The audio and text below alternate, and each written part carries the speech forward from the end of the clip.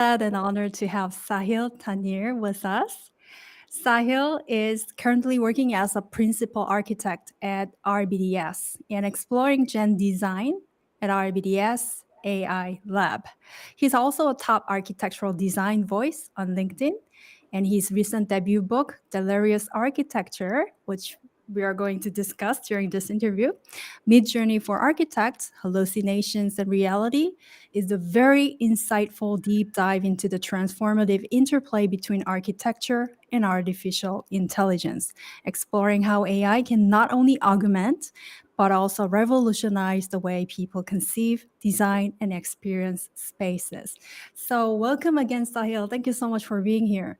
Thank you so much for having me, Jane. It's wonderful to be here. I really appreciate you speaking to me and going through my work as well. And we've been going back and forth for a while now, and it's really wonderful to be here. Thank you. Thank you so much. So, my first question is actually I understand many firms are already utilizing AIs to, for example, create architectural renders that look like actual renders, etc. Right? And also Right. for you, it has been already 14 months since AI became an integral part of your studio's fabric. So, as someone who has been pioneering, but also as an expert in this field, how would you explain AI's influence on architecture so far? How is it really affecting the practice? That was a little bit long, but that would be my first question. All right. So, artificial intelligence has actually penetrated architecture and architectural design quite a bit. Of course, we see in other fields, it's a way deeper interaction that artists have been having with diffusion models or AI in general. But in architectural design, I think there is a certain kind of way of looking at design that people have, and it's going to take a little time for people to understand that the entire perspective of how you go from conceptual design and all the way to GFCs or good for construction drawings kind of needs to change when there is AI involved. Of course, it's not going to happen overnight. It needs to be done in a systematic way. It needs to be integrated in a systematic way. And as architects, we hold designing or creating very dear to ourselves, right? So it's difficult for us to, think that we are giving it up. But the fact of the matter is that we are actually not giving it up. We are only augmenting it, in the sense that if I had, say, about 10 ideas for a house on a hill, right?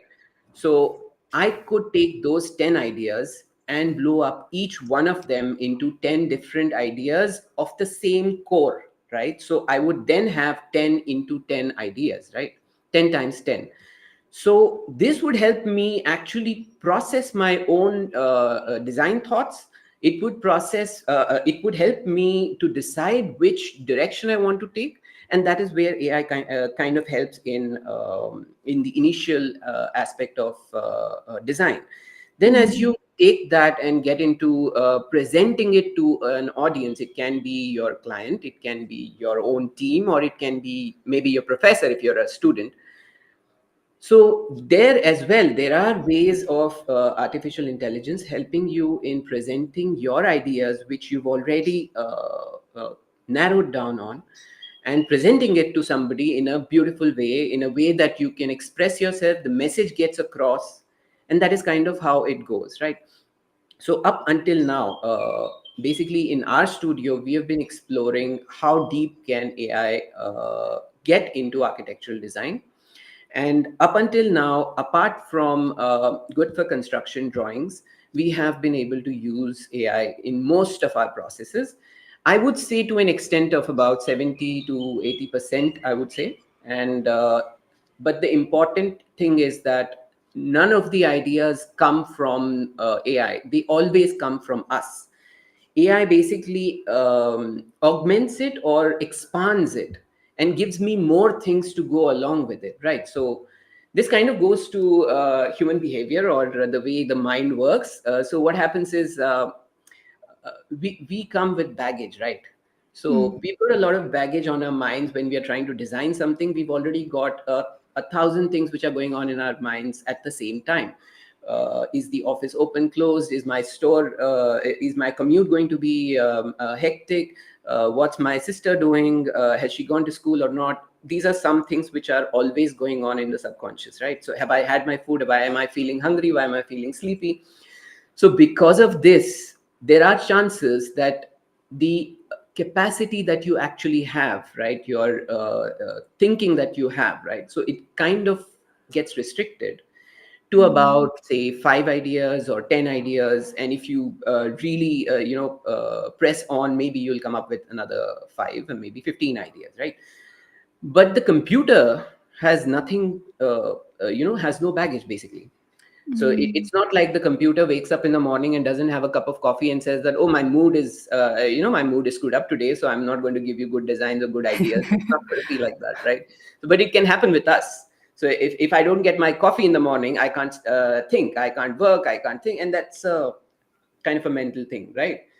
So that is where AI kind of sits, and this is how we need to use it. So in our studio, Mm. we kind of use it in this way, and we do not. We are very open. Basically, everybody working with us, with me, has a very open mindset. We are not closed to ideas coming from outside, coming from other people, coming from computers, or coming from algorithms. And we try to see that we are the gatekeepers of what is to be used and what is to be discarded. So if an algorithm is giving me say 150 ideas, I may not use any of them, Mm. right? So that is why I am required. Otherwise an architect wouldn't be required to Mm. get a design and then get it executed, or whatever the case is. Mm. So this is kind of somewhere that I feel that a lot of development has happened, and throughout the world there are many people. I mean, super talented work is going on all around that we see, and we are connected now through the internet so well, right? So you can see something or someone who's speaking about. Say parametric architecture, or someone who's speaking about stable diffusion, or someone who's speaking Mm. about Sora, which is the OpenAI's new video generation tool. So you can see it in real time, right? So there are so many things which are happening, but I feel that there is a requirement of changing our perspective at looking at AI, and not considering it as an outsider, because Mm. you can actually use it to your benefit. And if you can see that, maybe that kind of helps in accepting it much better. Yeah. Mm. Oh, excellent explanation. Thank you so much for sharing this. It is an eye opener in that. So, as someone who's not so familiar about architectural field, I would normally assume that it is rather much more valuable in terms of practical stages, including rendering, etc., etc. But you highlighted and shed light on how it's so important, and it can come in so handy during the ideation processes, so it can help you out with the visionary thinking. You put your thought into it. It requires your input and thoughts, and it then gives you different options to choose from. And Yes. it mm, Absolutely. So basically, there is something called as visual brainstorming. So visual brainstorming is something which now you have an idea, right? So you have a weekly meeting maybe with your team, and you sit and hash these ideas out. That how are we going to do this? Say you have an apartment which is in the middle of a very busy street, right? So you've got these ideas that we can do this, we can do that. So you hash it out, right? So there's somebody, say there are four people sitting in the same room, and they're speaking about the same idea, trying to come up with new things that can go into it. Now there's somebody who cannot explain it well enough, and the message is not getting across, right? So here we try to use visual aids. And mm, up until now, what I believe a lot of people have been doing is using images which already exist.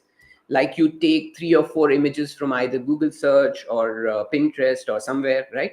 And then you put them together and try to explain your idea or message across that. this part from this image, this part from this image, and this part from this image, we want to club it together, and this is what's going to happen. But then the other person is still not able to figure out, okay, how is this going to get put together, and how is it actually going to look. Now that is where a diffusion model comes into play. A model like Mhm. Midjourney can actually create iterations of multiple small little things put together into a building, and it can show you that. It doesn't mean that that's the final image, right? That's not the building that you're looking at. It's just an idea. There are four different ideas put together in a high rise, which is on a street which is absolutely populated. It is full of traffic. There are, I don't know, I mean, I'm talking about India. So there are like buildings which are touching each other and stuff like that. So this is an idea that you're able to put across to the rest of the people in the room with just an image. The moment Mhm. you show that image to them, right? So you don't need to say much, because your message is Mhm. already done. Right. So then now imagine, now you've gone 10 steps ahead, but you've only spent 1 second. So now the other person in the room is going to take that idea and is going to formulate something from there, and then create something new out of that, and then he or she is going to present their idea into the ideation room, right? And this is happening quite fast because of the aid of a diffusion model like Midjourney, which Mhm. would have taken us a long time to actually try to understand the other person's idea, what they're trying to say, and then either you trust them and say that, okay, let's just go ahead with whatever he or she is saying, and let's just go ahead with it. Either that, or else you'd be skeptical, saying that, no, no, you need to draw it or sketch it and show it to me, and I need to see what you're thinking, and I can't imagine what you're saying, that there's a staircase, but there's also a globe, there's a glass building, and all these things put together. So I really don't know what you're saying. So this kind of reduces the time taken Mhm. in brainstorming. So you're brainstorming now visually.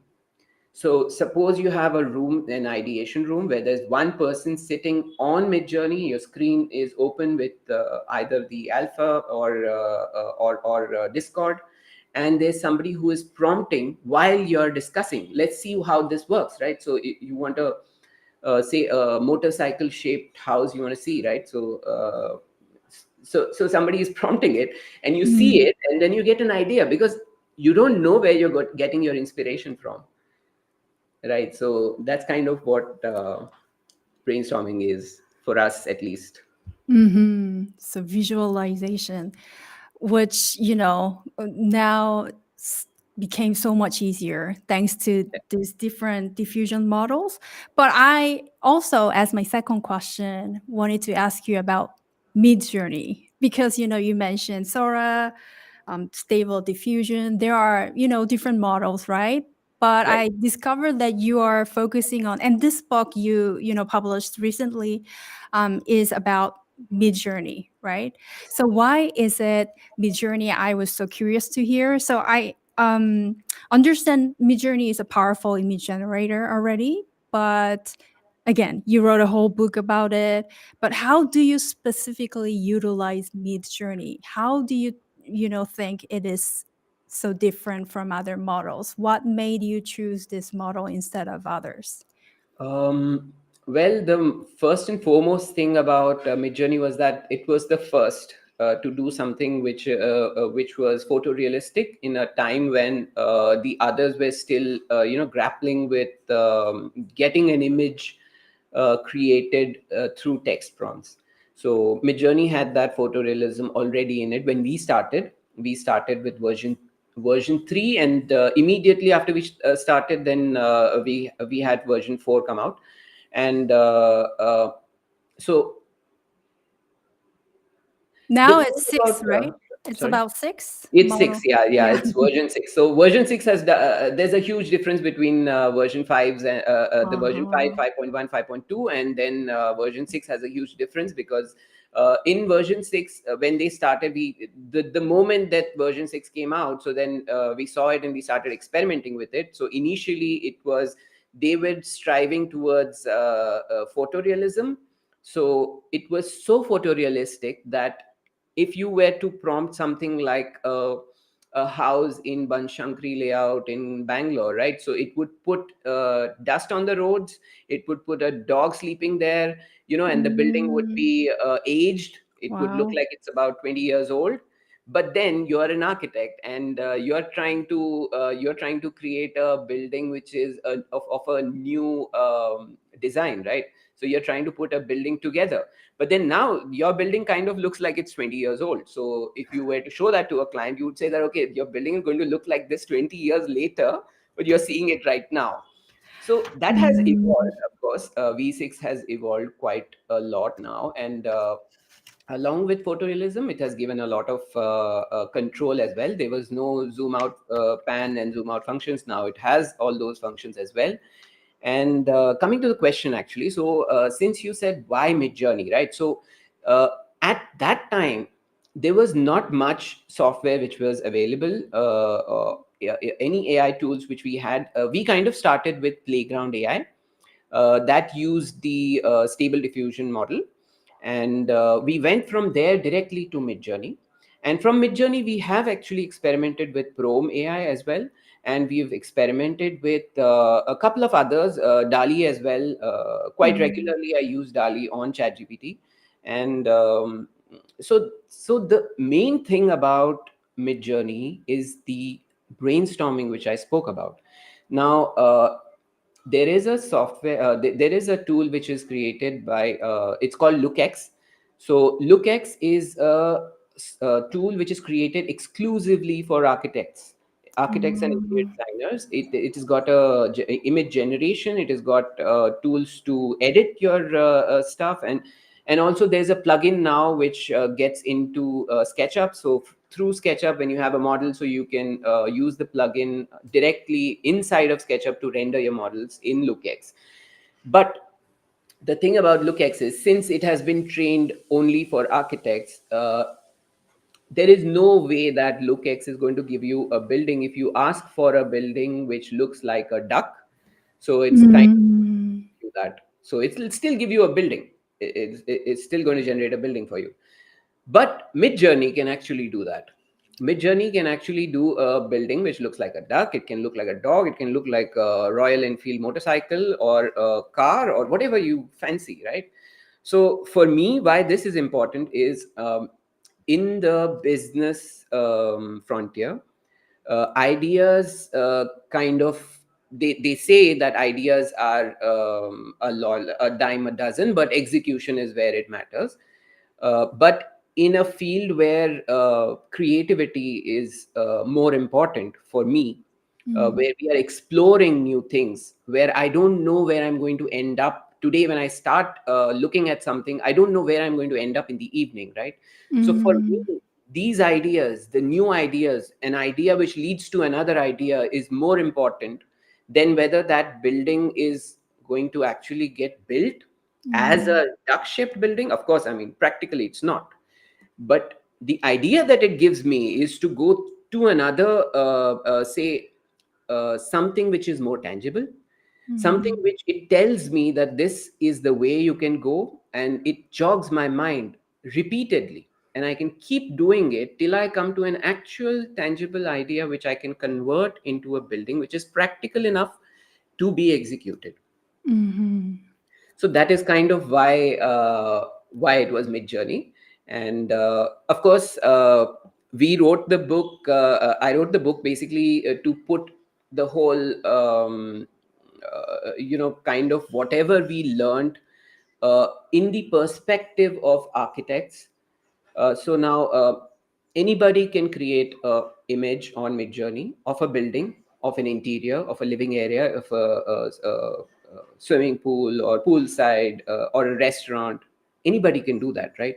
So how do you use the tool in such a way that you get more and more specific to what you have in mind? So Mm. that is kind of what the book is about. It's more to do with how do you design and get your ideas out using Midjourney rather than what Midjourney will do or can do. It's not exactly that. So it's a showcase of how do you use this and get your ideas and your message put across to the audience. Oh, wow. I can't wait to read it someday, hopefully. But yeah, from what I understand, from what you just shared, Midjourney is innovative. It gives you, the opportunities to really make it to realization, even Uh, if the idea is absolutely something totally new, right? right. A dog building, motorcycle building, and I love that. I would love to see something like that someday in real life too. And it always amazed me so much how, to think about how architecture is at a crossroads of art and, Absolutely. practical execution. So what you just shared, resonated with what I thought so much. So thank you so much for sharing. You shared a little bit about your book already, but I wanted to ask you whether, it would be something that someone like me or our audience who is not yet familiar with the architectural field but want to get familiar with this whole AI thing and see how it will be applied with this field. Would it be something tempting to read your new book? Let's talk about it.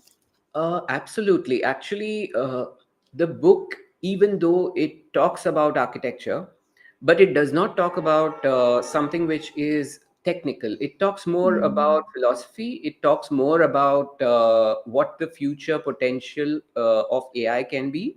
It showcases what you can do with it. So now, see, architecture has always been a collaborative kind of a process, even making buildings also. It's not just one person who can actually make it, and it's not like that, right? So we have an entire set of professionals who come together to create a building. So in my book, basically it talks about the ideation process, which anybody can do. So if you read through it, and if you already have an idea, if you have an acumen, if you have the aptitude of thinking about a space, how humans may interact with that space, or any other living beings can interact with that space, how the building interacts with its surroundings, or the spaces interact with their surroundings. If you have this kind of an acumen, you can surely use my book to create these I mean to put these ideas into visual formats like an image, mm, and generate these images and put your ideas across.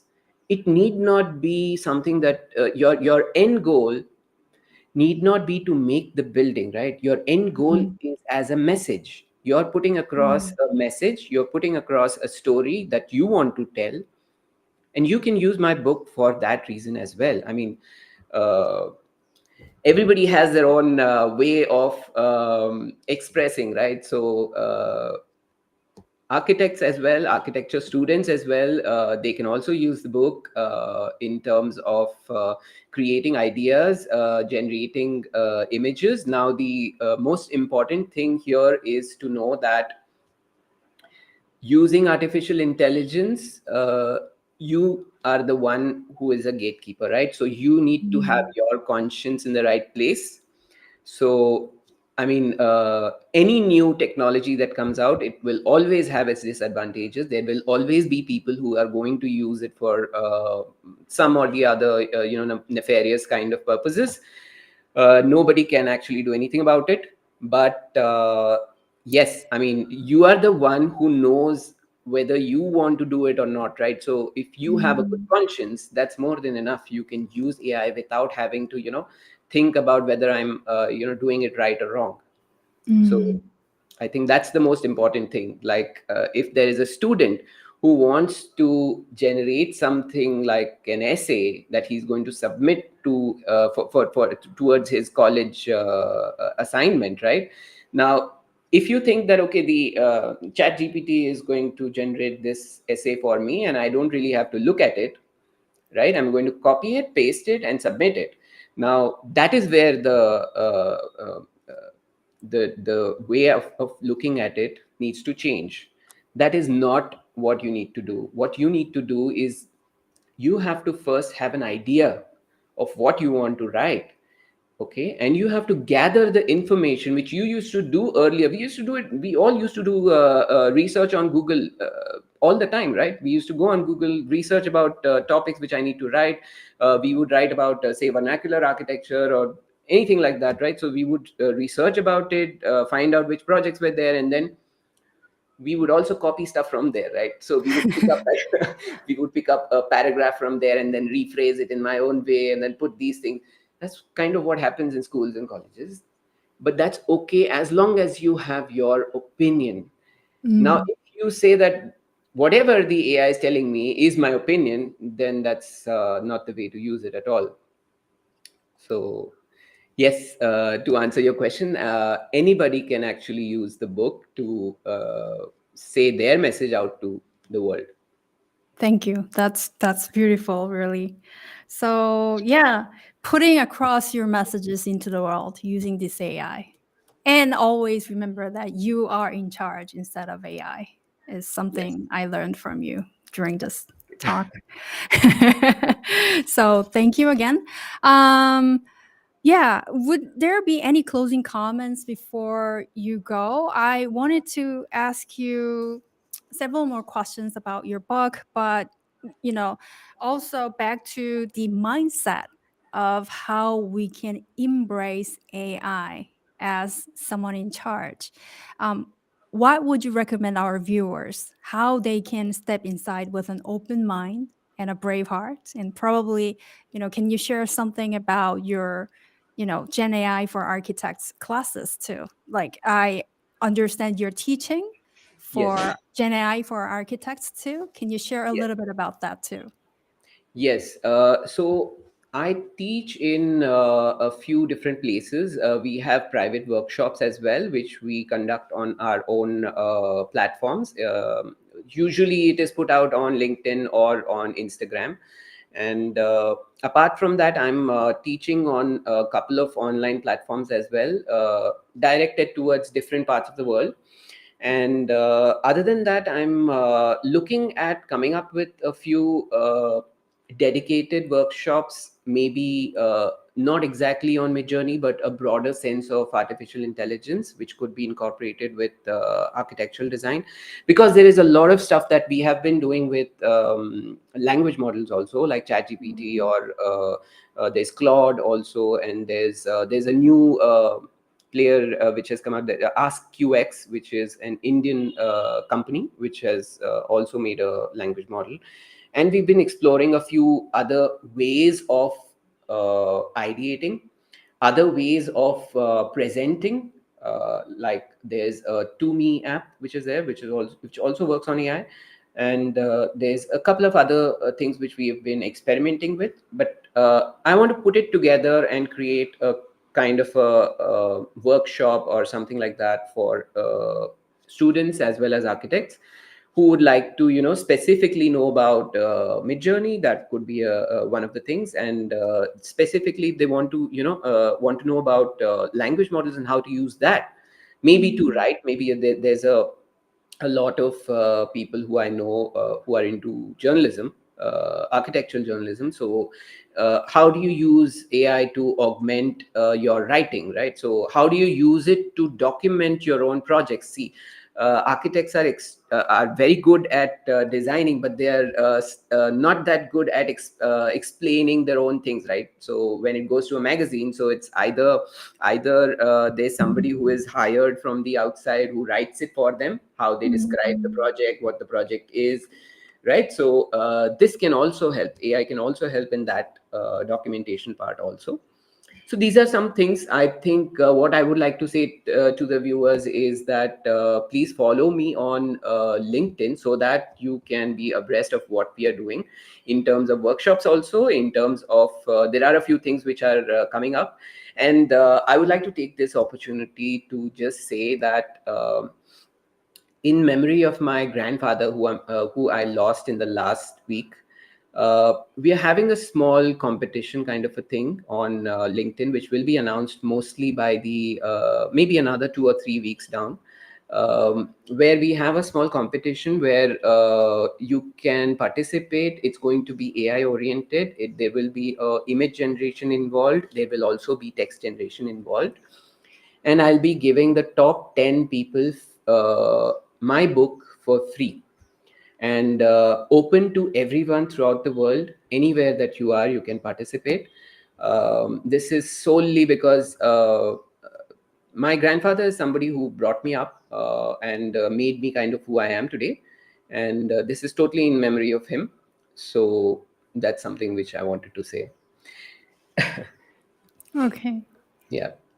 Thank you. And my biggest condolences Thank you. for your grandfather again. I believe that must have been, really hard, and it's been not so long. So in memory of him, what you are doing. So you're going to publish about the event soon on LinkedIn is what you Yes, said, yes, right? Okay. absolutely. Probably in 2 to 3 days, we've been formulating it. It's going on in my mind. Of course, of course. But yeah, in memory of him, what you're doing is really special. I believe he must be looking down on you right now. So, again, thank you so much for making this time to share what you do, and everything you're doing is very inspirational. I wanted to tell you that. And thank you again so much Thank for you joining us. so much.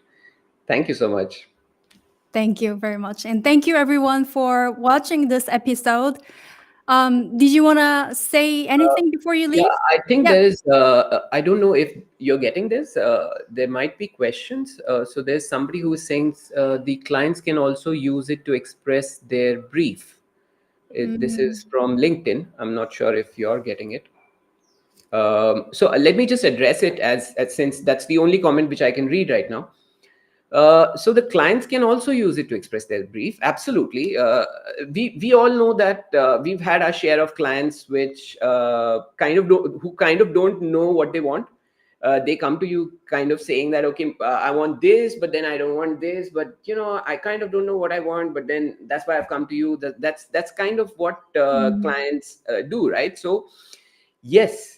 So if you can catch those, vague words, vague stuff that your client is telling you, and you can put that entire thing into, say, any language model, or like, say, ChatGPT or a specialized GPT, mm. that GPT can actually create a design brief for you. It can actually interpret what the client is saying.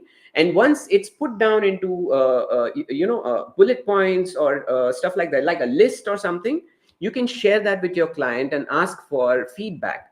And this will help anyone.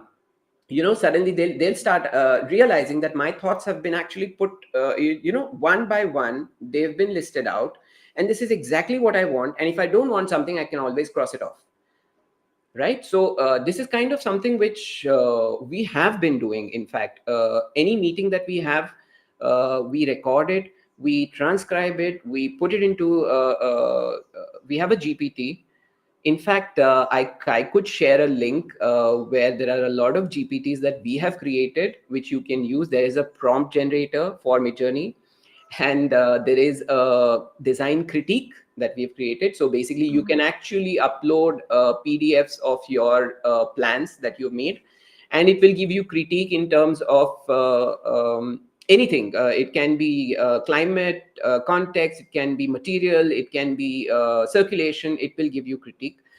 So there is one where you can put in these things, and it will give you a design brief along with what you can do with the design brief. Also, it will elaborate on that. And of course, I mean, a lot of you must have used ChatGPT, so you can go on elaborating as much as you like. You can keep asking about it as much as you like. So yes, so that's the answer, I hope. That's awesome. And I see many other people commented on our live event. So I believe, people must be inspired by you as much as I was. So yeah, thank you. Thank you again.